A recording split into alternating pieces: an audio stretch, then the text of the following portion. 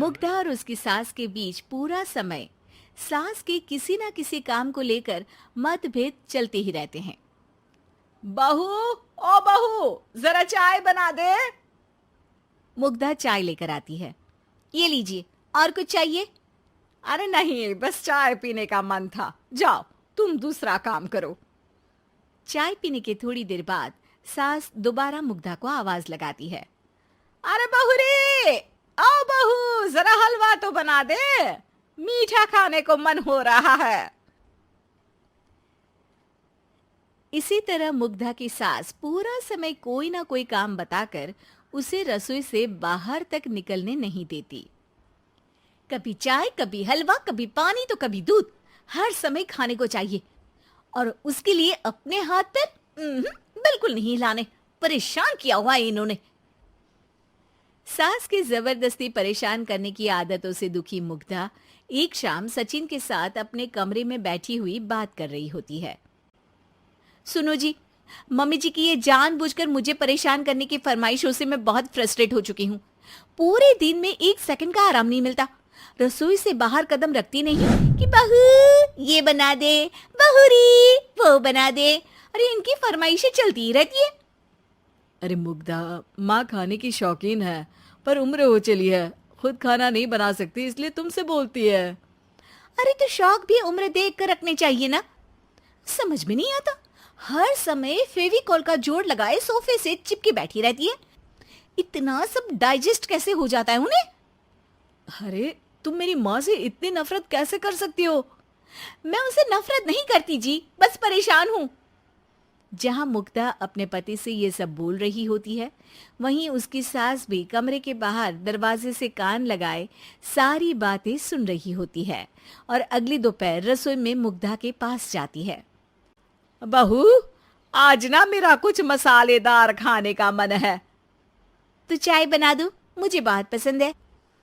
अरे ना, ऐसा कर लिट्टी चोखा बना ले।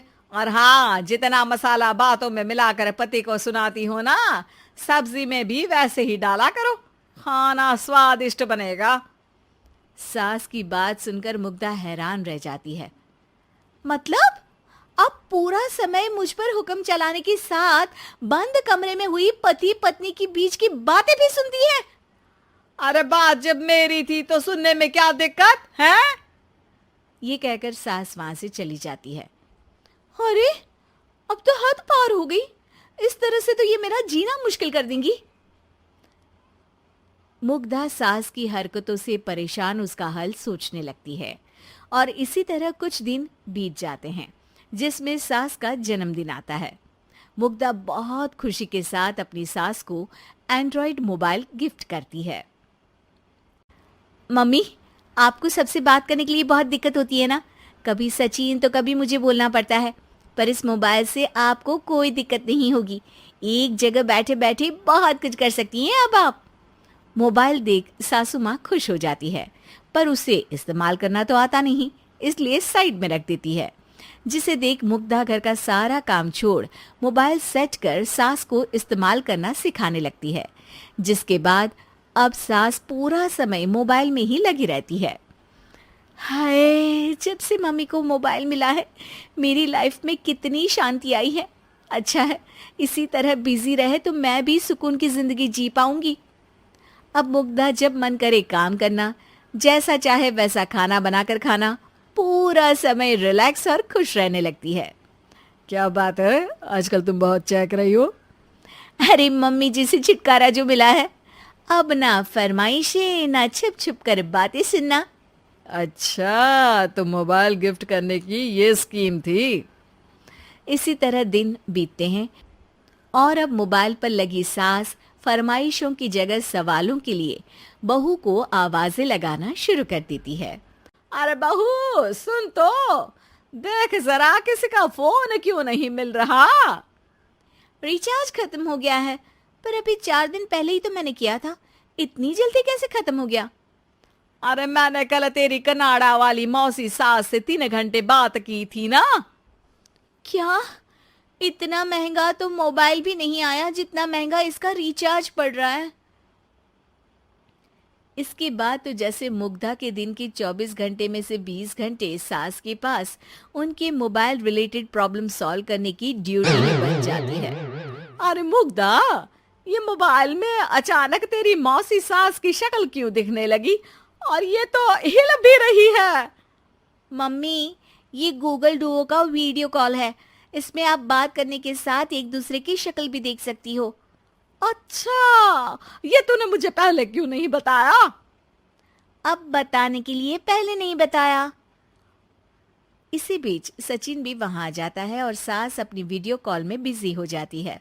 क्यों, सास बहू में क्या गपशप चल रही है? इसे गपशप नहीं, दिमाग का दही होना बोलते हैं। पर तुम तो मम्मी को मोबाइल देकर बहुत खुश थी, फिर क्या हुआ? हाँ, उसका सुकून भी कुछ ही दिन मिला। अब घर के टंटे खत्म हुए तो मोबाइल की टिंग टिंग शुरू हो गई। देखो भाई, कुछ पाने के लिए कुछ खोना तो पड़ता है।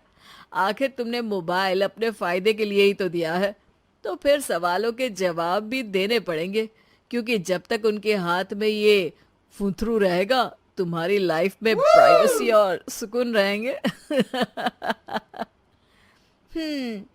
कहने का मतलब है अगर इससे प्यार बढ़े तो दाग अच्छे हैं। अरे मुझे पहले दिन से ही पता है मोबाइल किस मकसद से दिया गया है। भूलो मत, इससे पहले मैं बातें ही सुनती थी।